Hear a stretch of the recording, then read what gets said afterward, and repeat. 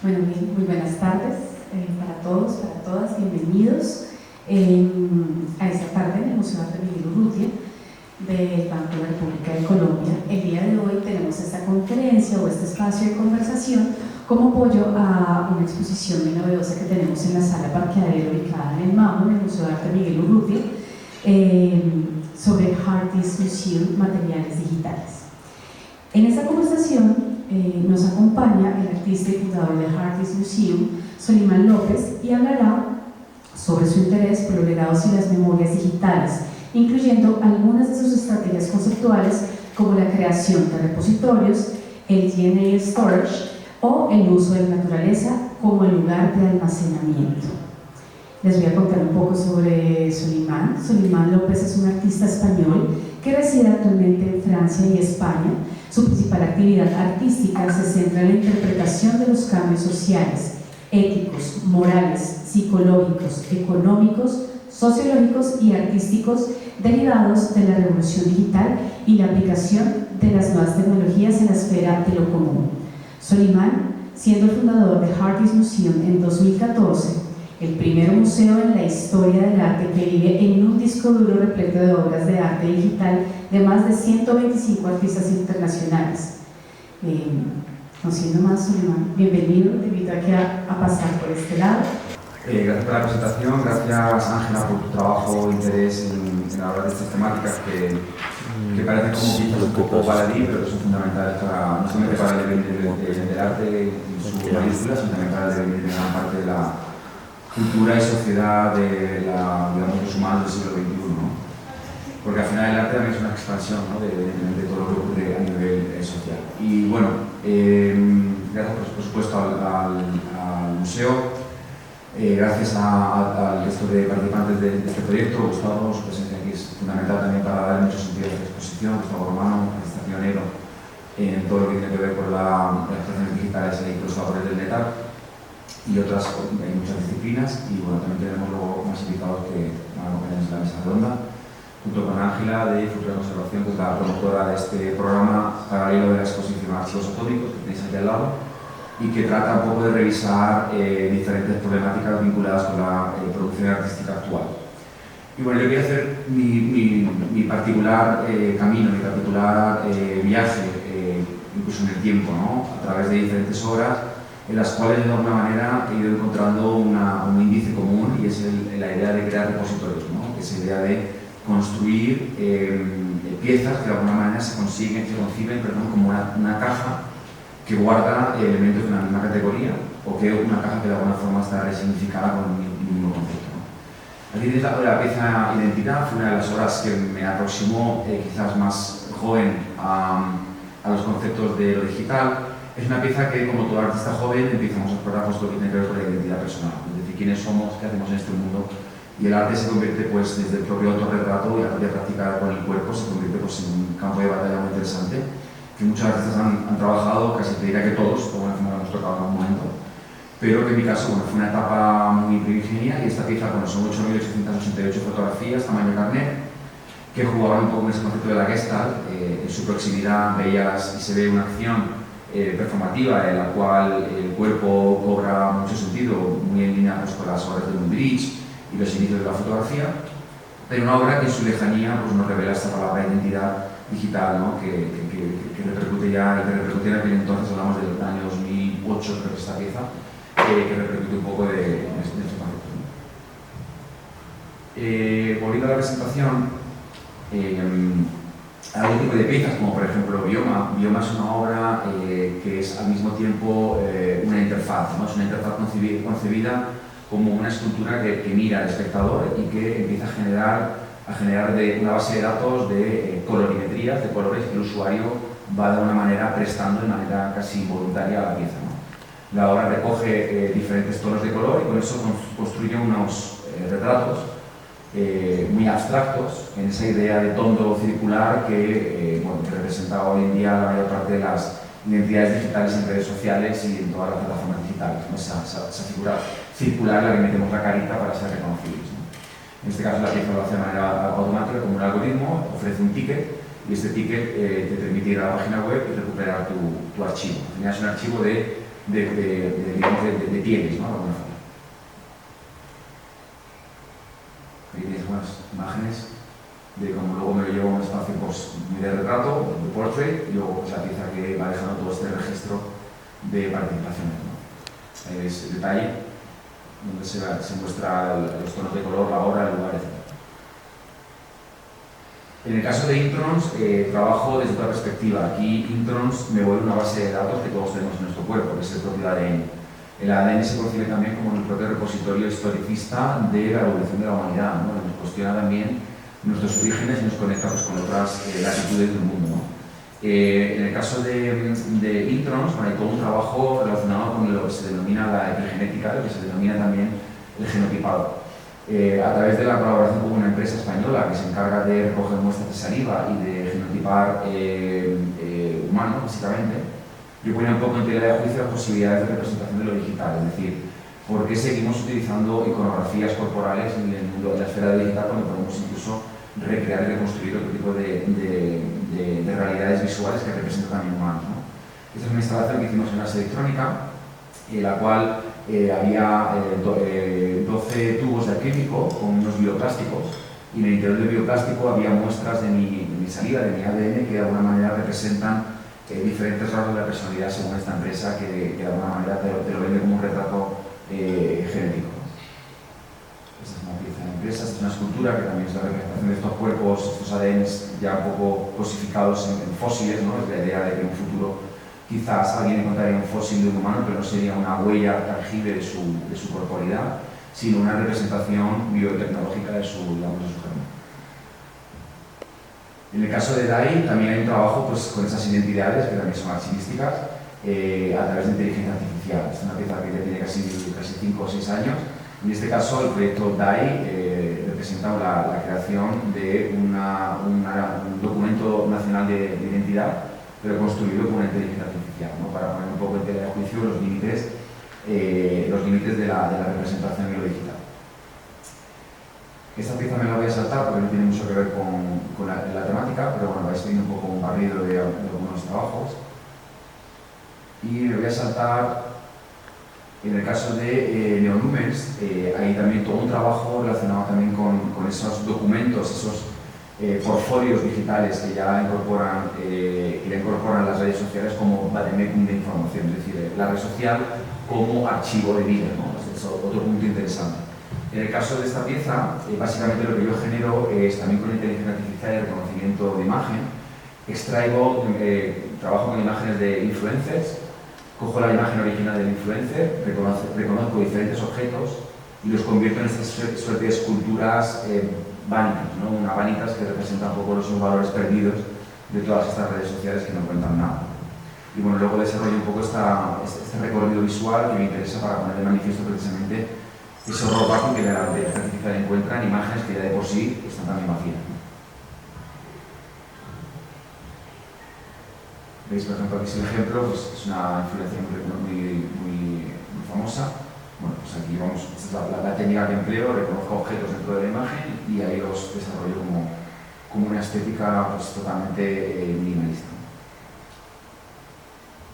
En el caso de Sigami, aquí soy yo el que vuelve una vez más a generar ese recurso, ¿no? A través de estos brazos robóticos propongo una creación de una base de datos de humanos virtuales, ¿no? Son brazos robóticos que de manera aleatoria reconocen cuando se alinean en sus rotaciones X, Y, Z. Cuando eso ocurre, es lo que denominamos la Sigami. La Sigami es la fecundación. En ese momento, la base de datos entiende que ha habido una casualidad digital y genera un cuerpo digital ficticio. Entonces, es una pieza que de alguna manera, con el movimiento de toda la cinética, pues va construyendo ahí arriba. las piezas no están alineadas, no hay sincronía, pero de repente cuando los juegos se mueven a la misma distancia, en movimiento, se genera un cuerpo digital. Aquí veis un poco las imágenes de la instalación, con tiras de LED. Y en el caso de High Meshes, pues es un poco algo similar también. Es una nueva estructura visual, también manipulada por inteligencia artificial, que en este caso lo que hace es, a través de fotogrametría, generar una base de datos de 125 humanos, y la inteligencia artificial se ocupaba de conectar esos cuerpos a través de sus datos digitales puramente, es decir, no atiende a unos rasgos políticos, geográficos, religiosos o éticos, ¿no? Es la pura data digital que organiza esos cuerpos de manera autónoma. Y a través de esta idea, pues la inteligencia artificial me propone cuerpos que están relacionados a nivel de datos, ¿no? Y con ello pues genera una serie de esculturas, y esta instalación es una instalación en la cual están flotando en un espacio como muy bonito, ¿no? El proyecto va poniendo un poco de manifiesto pues, la piel de los modelos. Estas son las esculturas en este.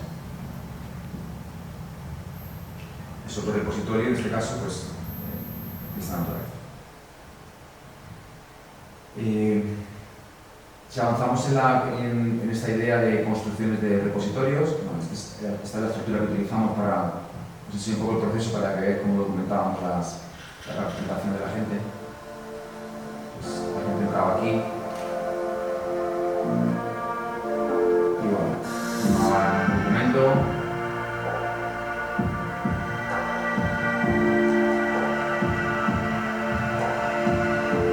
Esto es en el centro del Carnaval.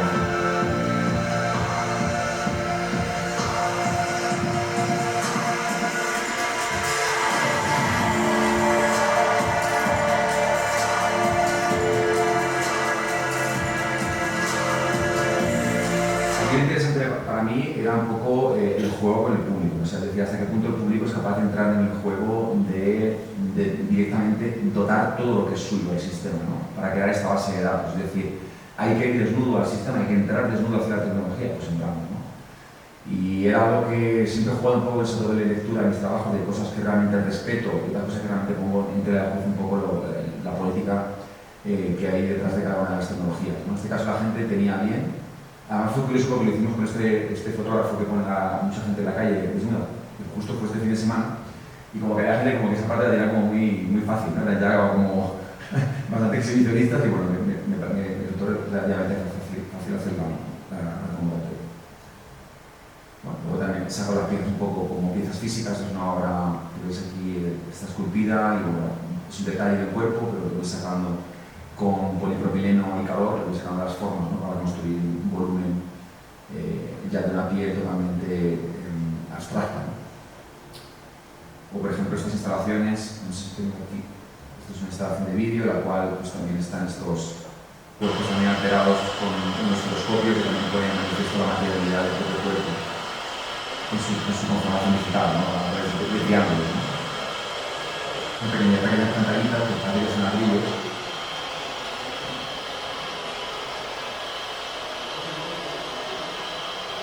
Pero para que veáis lo que hay en la pantalla es esto.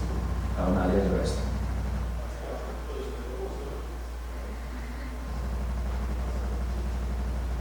¿Vale? Y genera un poco esa cacofonía que pone en manifiesto el dato del cuerpo como de manera muy evidente.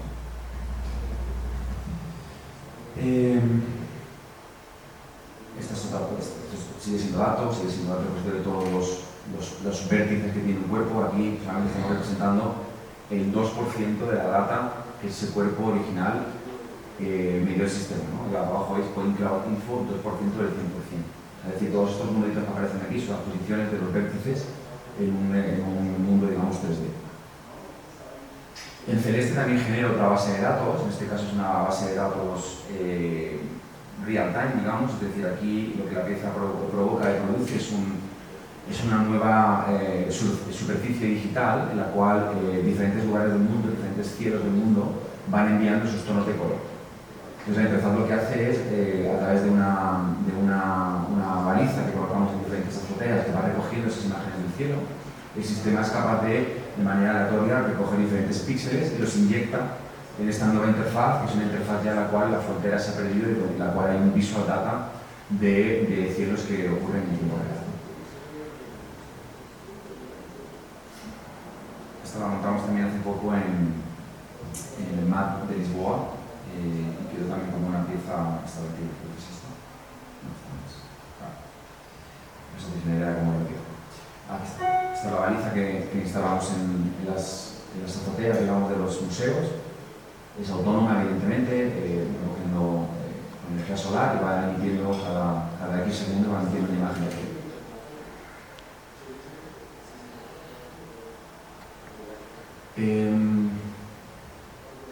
Esta ya creo que nos repercute para la propuesta, esta tampoco.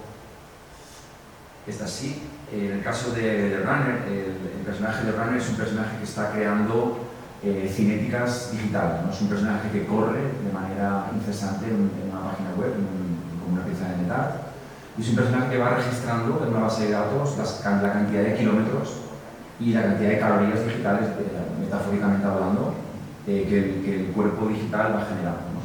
Y esta base de datos, bueno, pues es una base de datos de un cuerpo ficticio, pero que nos pone de manifiesto realmente los esfuerzos que hay detrás para hacer marchar toda esta tecnología que consumimos, ¿no? Es decir, esto no es dar un botón o inyectas una maquinaria, que este personaje de manera incansable va mostrando de manera visual, ¿no? En la página web trabajamos con tecnología WebGL y bueno, el personaje está ahí. Luego tenemos esta versión que precisamente la mostramos aquí en Bogotá, en la Candelaria, en la pantalla de gran formato, y luego también tenemos una versión interactiva que instalamos también en Nueva York, que bueno, que la gente provoca que el personaje pues, corra más despacio, más rápido, un poco hay una interacción con el público para seguir generando esa base de datos, ¿no? Y lo hicimos un poco más, como con más jugabilidad, ¿no? En el caso de Olea, es un proyecto en el cual estas bases de datos, estos registros, estos repositorios se convierten en algo muy evidente, ¿no? Aquí estáis viendo un brazo robótico que está traspasando aceite de oliva de una de estos tanques al que tiene a su lado. Pero la pieza lo que está representando es que en este aceite de oliva hay moléculas de ADN que parten de lo que se denomina el almacenamiento en ADN, DNA storage.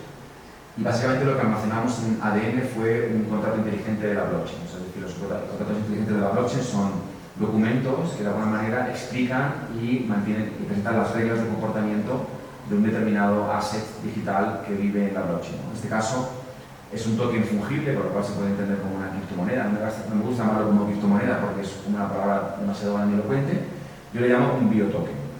¿Y por qué es un biotoken? Es un biotoken porque bueno, su materialidad, su código está almacenado en ADN y está introducido en este aceite de oliva. Y este aceite de oliva para mí era un poco un puente histórico entre las economías, primeras economías de la humanidad, como es la agricultura, en ese momento en el cual la especie humana empieza a añadirle un valor añadido a un producto extraído de, digamos, de la tierra, ¿no? Pues el producto del aceite de oliva, ¿no? Que es por definición el zumo de la tierra, y como las nuevas tecnologías relacionadas con la blockchain y lo digital pues son también una nueva estructura virgen también a la cual hay que dotarle de valor. Entonces me parece interesante esta mancomunidad, ¿no? este binomio entre el aceite de oliva y la blockchain. Y luego, por supuesto, pues hay una parte también muy visual, que es como lo imagino, esas moléculas de ADN en diferentes formatos digitales, ¿no? Pues lo que me lleva pues, a generar instalaciones inmersivas y hacer piezas mucho más visuales, ¿no? Aquí tenéis esa parte. Bueno, aquí tenéis toda la codificación del código genético. Y aquí veis esta parte que es más digital, donde bueno, pues aquí sí que juego con esa idea de una moneda, que es un holograma. Sí que juego también con esos visuales que de alguna manera convencional representan esa molécula de ADN en un entorno virtual. Y aquí con las imágenes. Este, por ejemplo, es la misma técnica con un holograma, pero en este caso pues, está dentro del aceite. Y siguiendo con esta idea de los repositorios y los documentos para la posteridad, pues uno de mis últimos proyectos es este manifiesto terrícola, que es un proyecto, mi último proyecto realmente es un manifiesto artístico que me llevó al Ártico a introducir en un glaciar una oreja bioimpresa, en la cual en el ADN de esa oreja está el propio texto del manifiesto territorial. Y me parecía interesante esta lectura también de resignificación de los entornos naturales, ¿no? A través de los repositorios. Es decir, creamos y preservamos diferentes repositorios que tienen que ver con lo digital, pero de alguna manera nos hemos olvidado de crear repositorios de manera natural, ¿no? Tenemos algunos ejemplos, como precisamente en Svalbard, en la isla de Noruega, donde fui a hacer la acción, donde tenemos este Bald Seed, que es una cúpula de semillas, ¿no? Se ha almacenado un poco la diversidad de semillas de la humanidad, con mucha controversia sobre esta diversidad y sobre quién ha elegido la diversidad de esas plantas, ¿no? Y de esas semillas. Y en mi caso, pues, nos fuimos también a ese mismo lugar, pero para introducir otro tipo de manifiesto, otro tipo de materialidad, que es en este caso esta oreja artificial, pero que está hecha con colágeno, que es totalmente biodegradable y que de alguna manera es un mensaje, es un archivo de obra, en este caso un manifiesto, pero muy sensible, ¿no? Muy sensible al cambio climático. Es decir, la idea es que esta oreja, si seguimos consumiendo, como estamos haciendo los caracteres polares y sigue digamos, el desmantelamiento de los icebergs, evidentemente esa oreja se posará a la superficie y con la radiación solar se degradará y se perderá el mensaje que la oreja lleva en su interior. Y por otra parte, si somos capaces de preservar el ecosistema, bueno, pues ¿por qué no algún día un arqueólogo podría encontrar esta oreja en un contexto totalmente fuera de lugar, ¿no? Que es lo que se denomina object out of context? Tenemos muchos en la historia del arte, como la máquina anticitera, ¿no? Esta máquina griega que de repente tiene una tecnología súper avanzada, no sabemos de dónde viene. Bueno, pues este arqueólogo lo primero que haría sería extraer el ADN, porque es un resto orgánico, y en vez de encontrar un ADN, digamos, molecularmente similar a una especie de la faz de la Tierra, encontraría una secuencia extraña que es el propio manifiesto artístico. El proyecto tiene su propia página web, os invito a que la visitéis para poder leer el manifiesto. Y bueno, aquí tenéis más información, si os interesa. Es un proyecto bastante complejo, estamos haciendo un documental, estamos también haciendo un álbum de música. Este álbum de música se basa también en frecuencias de sonido, es decir, es una sonorización del ADN. El ADN al final es una secuencia que la podemos utilizar como una partitura. La idea, como es un proyecto como muy engaged con el tema del cambio climático y el futuro de la humanidad, pues la idea es un poco explorar diferentes medios, ¿no? Para poder compartirlo en diferentes formatos, ¿no? Bueno, estos son audiovisuales que forman parte de la gráfica del proyecto. Ya estamos haciendo una pieza para la semana que viene acabando, para una exposición en París, que es una obra que lleva 16 orejas también bien impresas con un material que conduce la electricidad, y la pieza funciona como una antena. Hay un emisor de audio, un MP3, que es el propio texto del manifiesto, y las orejas literalmente van recibiendo las ondas y las van pasando a un osciloscopio para hacer visibles informaciones en frecuencia. Bueno, es un proyecto que daría para una conferencia sola porque tiene muchísimos matices, ¿no? Esta es la expo que hicimos en la Universidad Católica de Venezuela hace muy poquito. Y bueno, aquí veis, saco piezas de diferentes formatos, ¿no? Esta es la oreja, una de ellas. Y aquí quizás llegamos a la parte, ya para finalizar, la parte más dura, ¿no? Es decir, estos repositorios que ya sí que son objetos tangibles y que de alguna manera me han generado una cierta responsabilidad con el contenido, ¿no? Es decir, cuando yo creo el Harris Museum, allí lo empecé a idear allí por el 2013, me juré a mí mismo que iba a ser un repositorio que yo tenía que mantener, no era algo que podía presentar y a los 2 días tirarlo a la basura, ¿no? Porque al final es un proyecto colectivo, es un proyecto que ya incorpora el trabajo de más de 120 artistas de manera internacional. Hemos estado en muchos países con la idea, y también me interesa un poco esa obsolescencia, ¿no? Es decir, cómo un proyecto con apenas 10 años ya suena viejo, ¿no? Este disco duro, de repente, de hecho, estoy intentando localizar por varios lugares del mundo una réplica de la misma marca y del mismo modelo, y me está costando muchísimo, está descatalogado, y apenas han pasado 10 años, ¿no?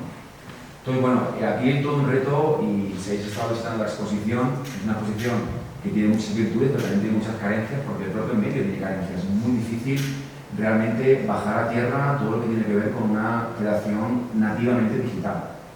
Es Y esto habla del proyecto, ¿no? El proyecto habla un poco de ese camino de ida y vuelta entre lo que es materializar un archivo digital o directamente dejarnos en el territorio digital. Pero ¿qué ocurre cuando lo dejamos en el territorio digital? Ocurre que le perdemos el aura, ¿no? Esto que Benjamin hablaba, ¿no? La obra pierde su aura porque se copia, se reproduce, se comparte, se consume de manera totalmente gratuita y se le pierde el control, ¿no? De alguna forma, a veces hemos perdido el control a esa obra, ¿no? Esto tiene muchísimos beneficios, hablábamos incluso con Gustavo, que quizás el futuro de la preservación digital esté mucho más vinculado con la creación de comunidades activas, ¿no? Que van de alguna manera consumiendo estos contenidos, los van guardando en sus discos duros y se genera pues todo un vademecum, ¿no? De copias de archivos que pertenecen a una obra y que a la postre permite que esta obra no desaparezca. Pero bueno, en el caso de Harris Museum es una revancha este formato, es todo lo contrario, es ir en contracorriente, es decir, no, vamos a aislar los archivos digitales del ruido de Internet, los vamos a meter en un pequeño dispositivo que obliga al público a venir a consumirlo, ¿no?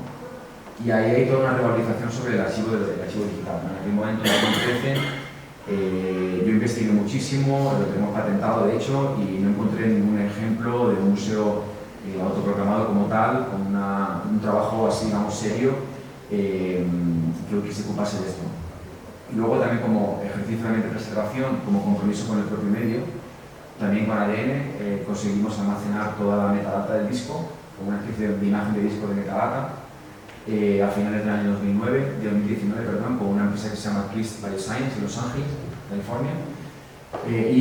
Básicamente lo que conseguimos era pues eso, almacenar apenas unas moléculas de ADN de micras de tamaño.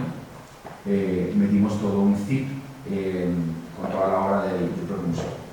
No la obra en sí, esta es la edición de ADN. Decía ahí en el medio está la capsulita que en su interior incorpora el ADN en sílica. La sílica es un mineral que es aséptico por naturaleza, se diluye fácil en agua y la idea es que, bueno, que el ADN pues, esté dentro como una pieza orgánica, como podemos encontrarlo por ejemplo en un diente, ¿no?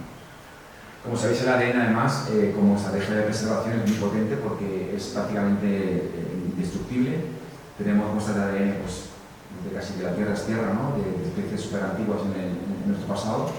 Y de alguna forma, no sé, es como un código para que tenga también con mucho sentido y casa muy bien ahora también con todo lo que tiene que ver con la computación cuántica, ¿no? Lo cuántico ahora se convierte en 4 elementos. O sea, vamos a pasar de algo binario, que son unos y ceros, que nos cuesta mucho asociar con el ADN, que son 4 elementos, pero de repente ahora la cuántica son también 4 elementos que nos va a permitir un poco tener esa traslación de data mucho más rápida y directa en lo que se denominaría ADN. Y aquí a la derecha, ya aprovecho, pues tenéis un poco esa mirada mía futurista de lo que significa el concepto de museo, ¿no?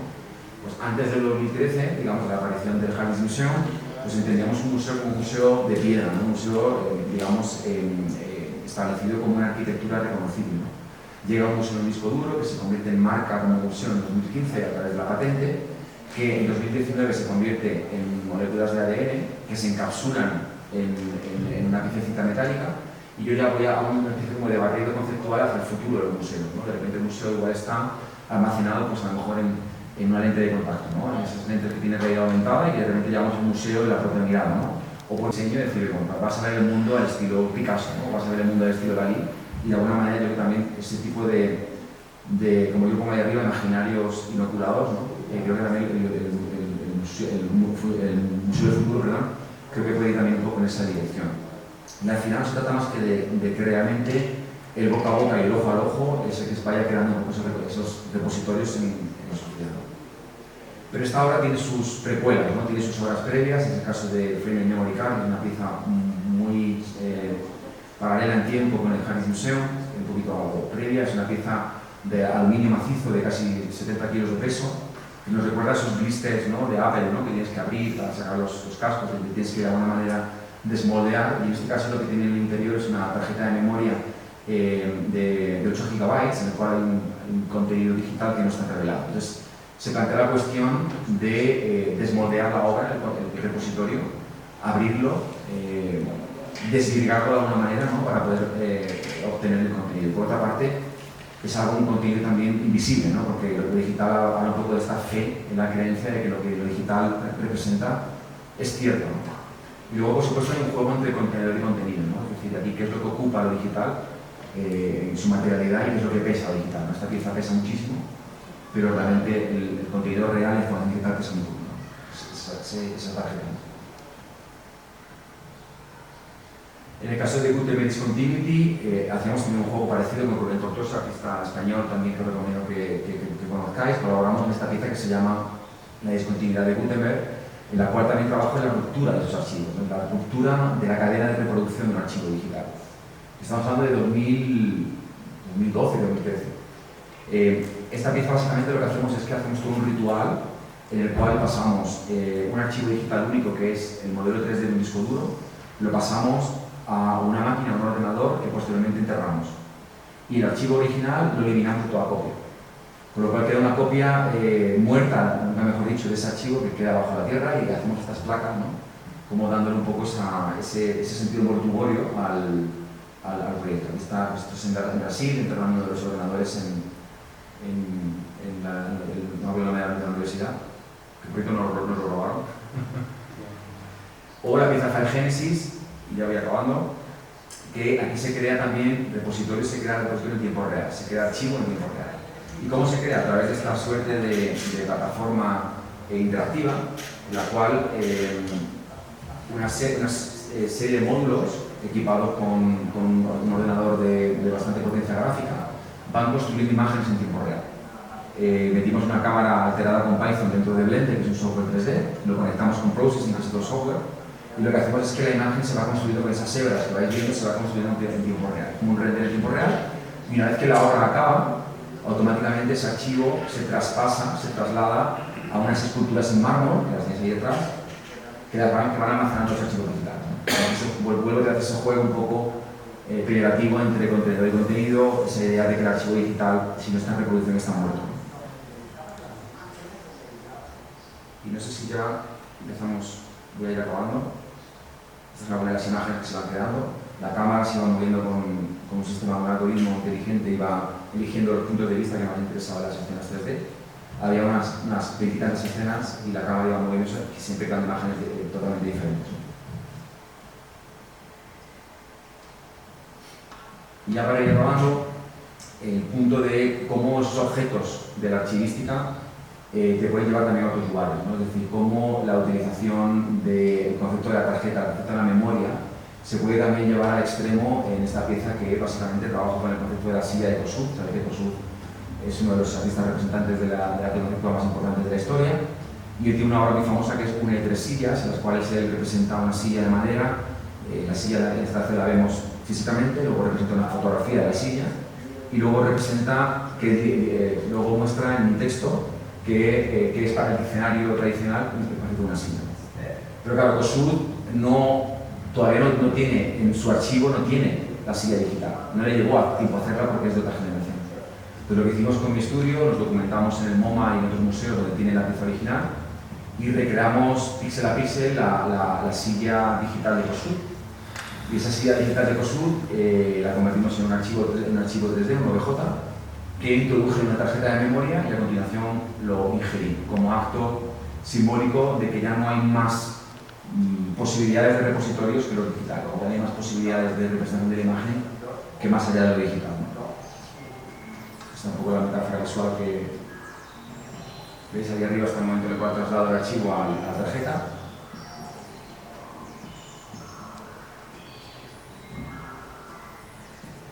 Y bueno, el último paso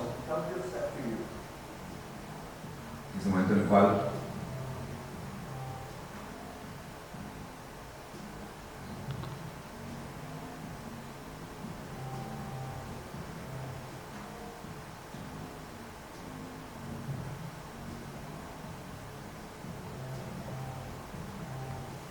no hay truco.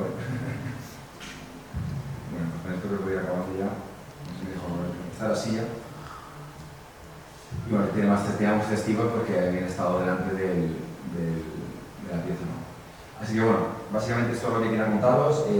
Para mí eso es decir un poco ahora sobre, como resumen, de cómo he ido trabajando con esa idea de archivos digitales, ¿no? Ha sido una constante en mi vida y me ha parecido muy interesante también cómo el arte de alguna manera se puede sintetizar en pequeñas cosas, ¿no? Y ahí creo que lo digital te ha ayudado mucho en esa metáfora de lo inmaterial. Sabéis que aquí al lado el Jardín Museo nace con el Manifiesto Intangible, que es un texto también muy poético, pues que habla un poco de estas posibilidades de intangibilidad y de llevar al mundo real todo el cine digital.